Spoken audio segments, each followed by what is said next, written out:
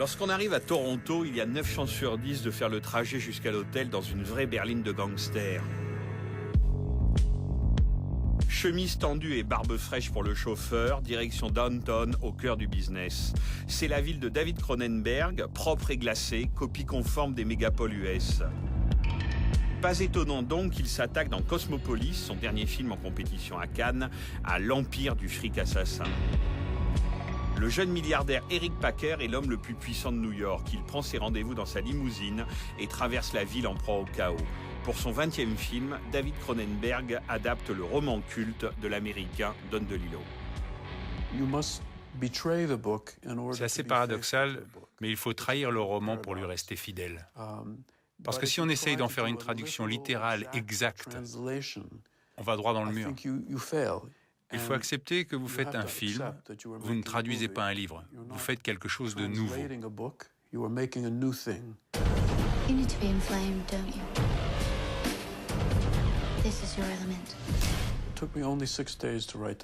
Je n'ai mis que 6 jours à écrire le scénario, et croyez-moi, c'est un record. L'écriture, ça peut facilement prendre un an. Mais là, 6 jours ont suffi, parce que le roman fonctionne déjà comme un film. Les 3 premiers jours, j'ai juste retranscrit l'ensemble des dialogues sans changer une virgule, mais sous forme de scénario. Et les 3 jours suivants, j'ai complété les scènes. Mais après avoir recopié les dialogues, je me suis demandé si ça faisait vraiment un film. Et pour moi, la réponse est oui. Ça fait même un très bon film. Pourtant, je n'ai pas changé une ligne de dialogue. Where? I want a haircut. The president's in town. We don't care. We need a haircut. We need to go across town. We'll hit traffic that speaks in quarter inches. Just so I know, which president are we talking about? United States. Barriers will be set up. Entire streets deleted from the map. Show me my car. Le personnage interprété par Juliette Binoche n'a qu'une scène dans le film, mais une scène assez longue. Dans le livre, ça se passe dans son appartement à New York. Mais j'ai transposé la scène dans la limousine. Ça me paraissait plus intéressant de les mettre dans un espace confiné.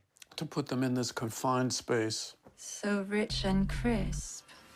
So how many billions do you represent? Parce qu'il a du pouvoir, il oblige le monde à venir vers lui et ses employés doivent aller dans la limousine pour le voir.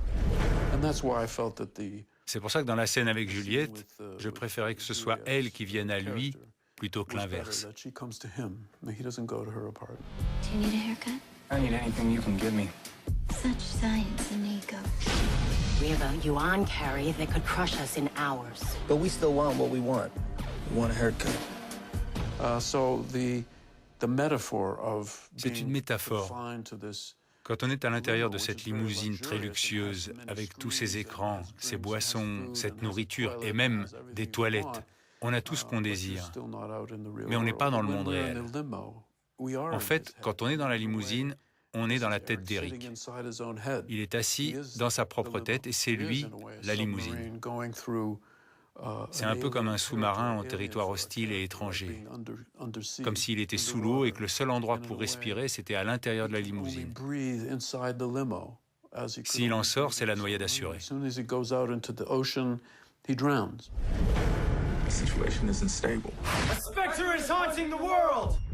There's someone tracking you. He's out there. And he's armed. It's fine. Do you ever get the feelings that you don't know what's going on? Au fur et à mesure du film, il découvre qu'en fait, il est prisonnier, il n'a absolument aucune liberté.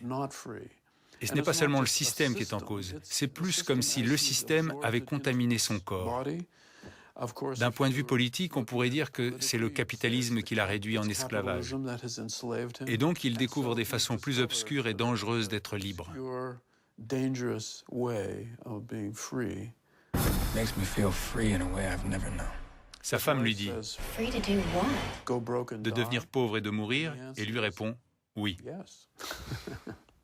Dying's a scandal, but we all do it. You speak of being free. This is your lucky day. Show me something I don't know.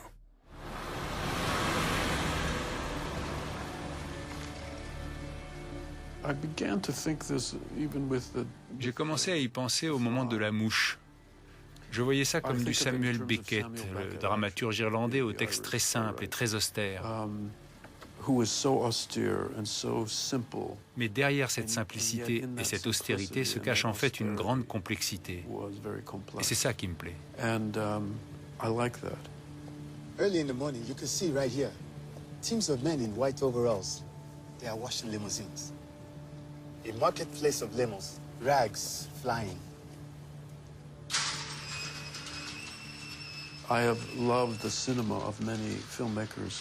J'aime beaucoup certains cinéastes comme Fellini, par exemple.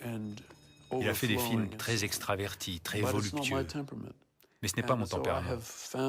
Disons que j'ai trouvé ma propre sobriété, si on peut appeler ça comme ça. Une certaine austérité, un ascétisme. Je ne tourne pas beaucoup, je fais assez peu de prises et je ne multiplie pas les angles. Avec la maturité, on gagne en confiance, on sait ce qu'on veut et on devient plus précis. On sait ce qui va marcher. Et donc, j'ai fini par totalement simplifier mon cinéma.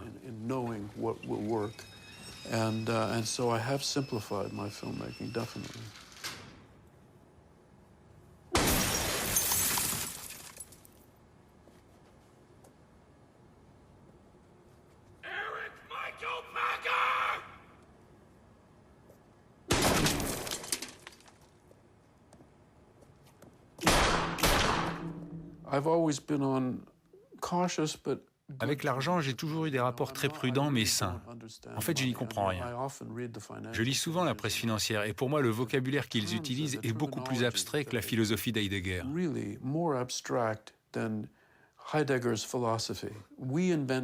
C'est nous qui inventons l'argent. Il n'existe pas à l'état naturel. Ça vient de la société. Et pourtant, on n'arrive pas du tout à le maîtriser. Il vit sa vie et il peut détruire les gens. Donc mon rapport à l'argent reste très basique. Je ne fais pas d'investissement complexe ou de choses comme ça.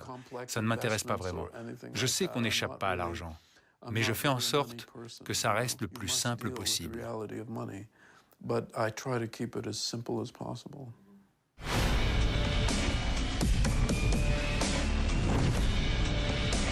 I smell sex all over you. The urge to destroy is a creative urge. You will plunge 3.5 feet to your death. You did it to yourself!